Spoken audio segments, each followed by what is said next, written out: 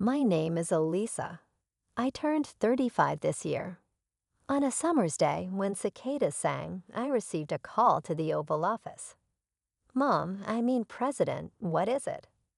I inquired as she appeared to be disturbed by the heat and was fanning herself with her stunning profile turned towards me. My mother, the president, she declared bluntly, I've decided to hand over the company to your sister, so you're fired as of today. For a split second, I wasn't sure if the sunshine coming through the window was real or not. What I believed, I spoke inanely and incoherently. My mother looked at me, irritated, and said, Did you not hear me? You've been let go. You're no longer needed here. Make your move by the end of this month. She closed her fan as she was speaking, returning her attention to the papers on her desk, as though her work was done. I took my time processing what she had said, alone in the president's office, as the sound of cicadas filled the air. Do you remain here or return to your work? My mother yelled. If you'll excuse me, I replied as I mechanically retreated and went out into the corridor. About 10 people worked for our company, which was a modest 2-story structure, and they were all engaged in discussions. The company was finally owned with nearly all power in her hands. My mother held the position of president, followed by her aunt and her husband as vice presidents, and my mother's cousin and her spouse as managing directors. I worked at an accounting firm after high school, but when I was 25, my mother said, We don't have an accountant. Will you leave your family when things get tough? The last to suffer would be you. I felt like she was dragging me into the group. Furthermore, I wasn't just given accounting-related chores to complete. My mother gave me all of the household tasks and secretarial jobs. I was even sent out on sales calls when we were short-staffed, which effectively made me a jack of all trades within the organization. I tried not to burden people by working diligently from dawn to night, and somehow over the course of the last 10 years, I was able to complete the work. At 33, Samantha, who was 3 years younger than me, had been assured she would take over the company. She had only been working for our organization for a few years. Samantha would frequently grumble before coming to work with us and would say, It just doesn't suit me, she bemoaned. I can't work for such low pay. As work conditions tightened once she turned 30, she passed her days doing nothing but sitting around the house. At that point, my mother stated, Samantha, there's a suitable job for you. Samantha was therefore welcomed by my mother to our company as a managing director. Even after 10 years with the organization, I continued to work. Regularly, people around us were startled at how differently we were treated. But I reasoned that it was only a coincidence because my mother had always preferred my sister since we were young. She said, You're really adorable, Samantha, and bought everything from clothes to toys for the stunning Samantha. You look great in this attire. However, I received hand-me-downs from cousins and neighborhood kids. I was told, This is enough for you, despite not being as cute. I didn't understand why I was treated this way when I was younger. I ignored my fixed appearance and focused on helping out and studying because all I wanted was my mother's attention. Nevertheless, my mother didn't seem to care about me. She hardly even looked at my Strata report card before she stamped it. I even thought about getting plastic surgery if the only way to be liked was to be attractive. During my high school years, my aunt saw my situation and explained to me why my mother was ignoring me. Although my father had actually absconded with a woman from the corporation the year Samantha was born, I had been informed that he had died. This woman was not as pretty as my mother. She was older, and there was something about her that I recognized. According to my aunt, your mother's pride prevented her from accepting the fact that a lady older than her, with a worse appearance, had taken her husband. She did, however, appear to smile as though to suggest, serves her right. My aunt, who happens to be my mother's sister, shares a similar appearance with me, neither extremely attractive nor unattractive. Although she caused me pain as well, she was confident in her job, primarily because of her charisma. My mother, who took over the business from my late grandfather at the age of 32 after my father departed, used her activeness to draw in customers and improve output. Demolition became necessary as more and more buildings outlived their useful lives. Even my aunt and her husband, and my mother's cousin and her husband, held her in high regard. The industry as a whole has been facing a common problem of how to strike a balance between actual spending and demolition fees due to the increased costs of transporting and disposing of industrial trash. The performance of our company has been deteriorating. To be honest, it's been very close to not meeting the monthly payroll. During this time, as Samantha started working at the company, I became anxious about how we would cover her salary. Then my mother said, "I'll cut your salary to pay for her." Since we're family, it's only natural. When I logically argued, even if you reduce my salary, it won't cover the managing director's pay, she forcefully replied, "It's your job as a veteran to figure it out. Just do it." Tentatively, I murmured, "Shouldn't Samantha start as a regular employee first?" My mother glared at me sharply and snapped, "Who are you speaking to? It's not your place to say." At that time, we lived in the same house, but Samantha didn't contribute a penny while I paid $1,500 every month. Of course, even after Samantha joined our company, she didn't contribute financially at home. Growing up, I took care of the household chores as my busy mother couldn't. Naturally, I took on the responsibilities while Samantha acted as if it was only natural and did nothing. "Isn't dinner ready yet?" When I was working overtime, Samantha would call to hurry me for dinner. "Hey, I'm at work. Can't you just make something yourself?" I replied, "What should I make?" "The kitchen is your domain, right?" "I don't want to use it without permission and get scolded." "You got mad last time, remember?" She brought up a long past incident, ultimately not attempting to cook. Samantha generally doesn't clean up or return things to their places. It seems she still holds a grudge from when I pointed this out once before, or rather, she uses that as a reason to justify doing nothing.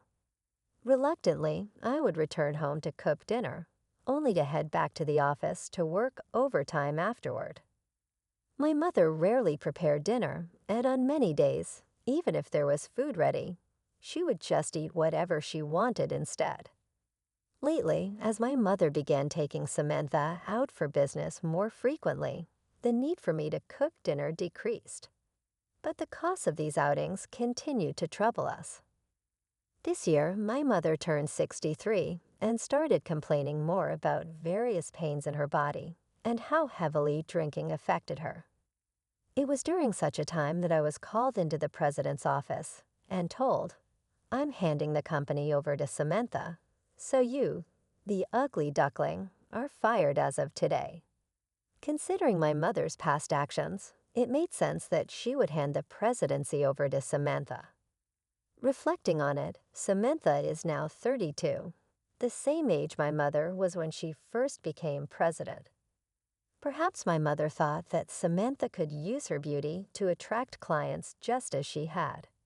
However, the idea of being fired because of my appearance was something I simply couldn't accept. Even if my salary were transferred to Samantha, I felt there was hardly any real benefit. When I discussed this with my aunt, it seemed the news of Samantha becoming president had already spread among the employees, but the news of my firing was new to her as well. After pondering a bit, my aunt said, "Well, I'm not entirely sure, but it seems Samantha doesn't like it whenever everyone tells her, 'Don't worry, we'll ask Elisa whenever she says she wants to do something.' Maybe that's related."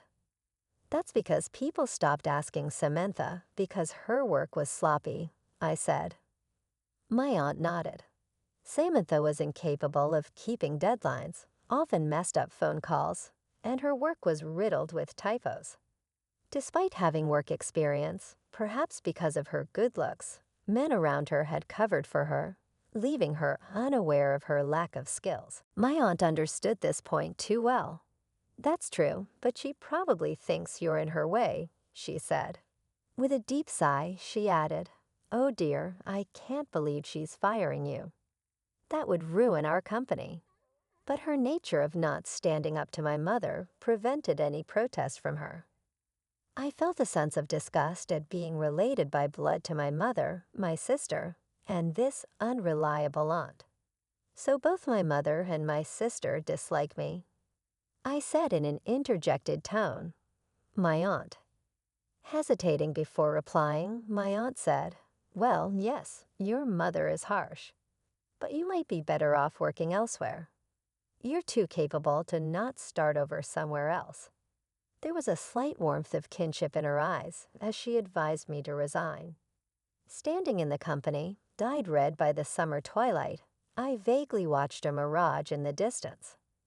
Maybe it's time to end this, I thought, feeling a sense of liberation spreading through my chest. Turning to my aunt, I smiled calmly for the first time since joining the company. Surprised by my smile, my aunt returned it with a sad expression. Then I spent my remaining days busily preparing handover documents and organizing everything for anyone to understand. Before I knew it, the end of the month had arrived. On my last day, when I went to the president's office at the end of the day, the sound of cicadas was no longer audible. My mother and sister were laughing and chatting joyfully. "That salesman definitely has a thing for you." "You mean that bald guy?" "Absolutely no way." They left without noticing my presence until I deliberately coughed. Samantha, looking puzzled, asked, "What's up?" "We don't need dinner today. Today is my last day here. Thank you for everything up until now." "Oh, was that today? I totally forgot." They burst into laughter again. Realizing I would no longer have to see their faces made me feel refreshed. "I'm also moving out of the house, so please take care." I bowed, and my mother replied with a robotic, "Yes, thank you for your hard work." Emotionlessly, I closed the door behind me. From inside, I could hear my sister's voice. "Now we won't have to see that annoying face anymore." "Watch me," I muttered to myself as I left the company I had worked at for many years. A week later, after finishing paperwork at a school, I checked my smartphone and noticed 14 missed calls from my mother in just 2 hours. A bad feeling washed over me, so I put my phone on silent mode and took care of other errands before heading home. The calls from my mother continued to increase, and by the next morning, they had totaled 80. The last call came just after 2 a.m. Of course, I had no intention of calling her back. She was now a stranger to me, and I didn't want to hear her voice, fearing it might make me succumb to her demands again. For 35 years, I was dominated by my mother. To break free from her control, I decided to ignore her calls completely. Although I could have blocked her, I left the calls unchecked as evidence in case she took any obsessive actions. For a while, there were nearly 100 calls a day. At first, checking the missed calls was depressing, but as I got used to it, I began to feel a sense of escape and relief, imagining my mother struggling without me. It was then that I truly realized how terribly she had treated me. A year has passed since then. By that time, the calls from my mother had ceased, and I had no idea what was happening with her. Over the past year, I worked various temp jobs while attending a correspondence course for tax accountants. Passing the exam successfully, my prior work experience and the diverse tasks I handled at my mother's company had honed my ability to oversee operations, making me valuable in my new position at a major accounting firm. Only now did I start to appreciate the past for having equipped me with these skills. My colleagues at the new workplace were all kind, and we helped each other progress with our work. a stark contrast to the days when everything was dumped on me, and I had to research and work alone until midnight. One day, while visiting a client near my mother's company for work, I passed by her office. The windows and entrance were noticeably dirty, and the houseplants I had taken care of were completely withered. On the way back, I unexpectedly ran into my mother coming out of the company. Upon spotting me, she exclaimed, "Oh," and approached me. Instinctively fearing I would be scolded, I covered my face with my bag. But she came closer with an unexpectedly affectionate voice. "Oh my, where have you been, Eliza?" I felt a wave of disgust and shrank away. "Do you know how many times I called you? Did you change your smartphone?" It seemed that it never crossed her mind that I was ignoring her calls because I disliked her after all she had put me through. I was utterly baffled by her way of thinking. Ignoring my stunned expression, she continued, "Oh, but I'm glad I found you. Look at the state of this company. Isn't it terrible? Come back starting tomorrow." I'm not mad. What? Like I said, I've forgiven you for leaving a year ago. So please come back to the company tomorrow. It took me a moment to comprehend what she was saying.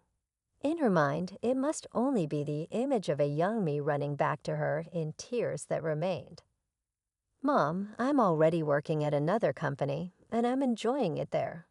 As I hesitated to tell her, her expression suddenly turned demonic. "What? Even though our company is in such a mess, who cares about other companies? You belong to me." She yelled in the middle of the street. "Wait a minute, you're the one who fired me, right? What about Samantha? What happened to her?" Snorting, she retorted, "Seriously, I thought Samantha would be more useful." But she messed up by bringing in 3 clients at the same time. It all fell apart instantly. It would have been fine if she hadn't gotten caught. Then I put her in the office for a while so she wouldn't be seen.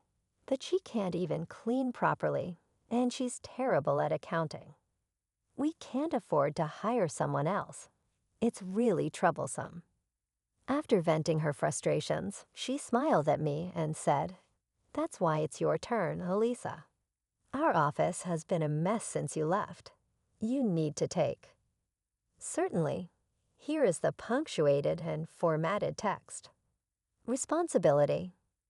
Before I resigned, I had created a proper handover manual and explained everything to Samantha.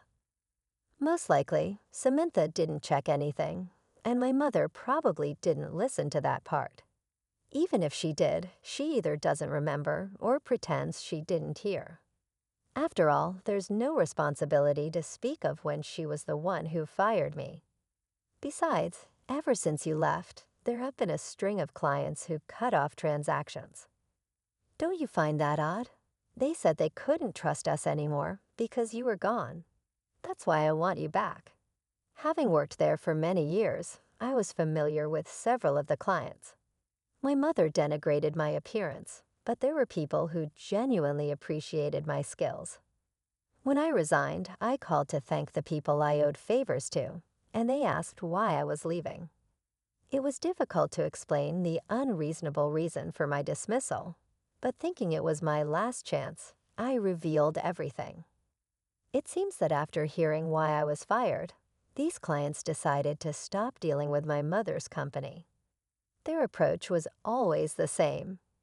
They pushed things through by force, shifted the blame onto others, and left all the cleanup to someone else. This had always been their modus operandi. Biting my lower lip, I thought of the faces of my current colleagues, reminding myself that this was the real normal world, and I had been in an abnormal environment. I vowed not to succumb to this pressure anymore, responsibility or not. It was you, the president, who fired me. Mom, sensing a change in my tone, briefly looked surprised. Besides, wasn't the reason for my dismissal that I was unattractive? Before I knew it, our argument had drawn a crowd, apparently intrigued by the spectacle. My mother, noticing the stares from those around her, hesitated before saying, "Did I really say that? Could you have misheard me?" "No, I obviously heard you. You mentioned firing the ugly person and giving my lovely sister control of the business. I was unable to understand your meaning. You chose to give the firm to Samantha, who has only been here for 2 years and hardly does her job well. Even though I've worked hard for 10 years, I disagree with your assessment." There was a stir in the crowd when I spoke firmly. "Are you serious? Is that accurate?" That was said by her own mother. That sounds ridiculous, doesn't it? Do they actually have a relationship? Some even started filming the incident, but I was too furious to be concerned. The accusing looks caused my mother's face to become pale, and she started perspiring. "Elisa, I think you misinterpreted. Let's talk about this in private." "Are you misinterpreting what is not clear? Why not say it out loud right now?" If you didn't say it, she grew silent, and everyone around her began to whisper. "Well, since she stopped talking, it must be real," I heard people say. "I find it unbelievable," others muttered in shock. There was a sudden crack in my mother. "Enough already. You deserve it for being so ugly and depressing," she yelled. Those who are ugly ought to silently submit to those who are lovely. All you are good at is that. The onlookers were horrified by her nasty statements and started recording right away. "Ugly should obey the beautiful lady," the video was labeled. It became viral shortly after. After my mother's business contacts saw this video, all of the companies immediately stopped doing business with her. It appears that there had been pretty serious offenses, such as illegal dumping and book falsification, during the year I was gone. The clients broke off relationships one by one. When the video became viral and the company failed, my mother and Samantha came to my flat once, but I didn't let them in. Because I was now unemployed, they eventually relocated to a dilapidated 45-year-old studio apartment without a bathroom, where they worked temporary and part-time jobs and lived in constant terror of creditors. Samantha was immediately despised by her co-workers and had to change professions regularly as a result of her attempt to use her beauty to woo her male co-workers for an easy time. Regarding my mother, the video never went offline on the internet, and her co-workers shunned her. She continued to work alone and in silence. I made a boyfriend at my new work in the interim. Although he lacks physical attractiveness, he is serious and truthful, and he appreciates my commitment to my career. We intend to tie the knot shortly. I live my life really appreciating that I've always taken my obligations seriously.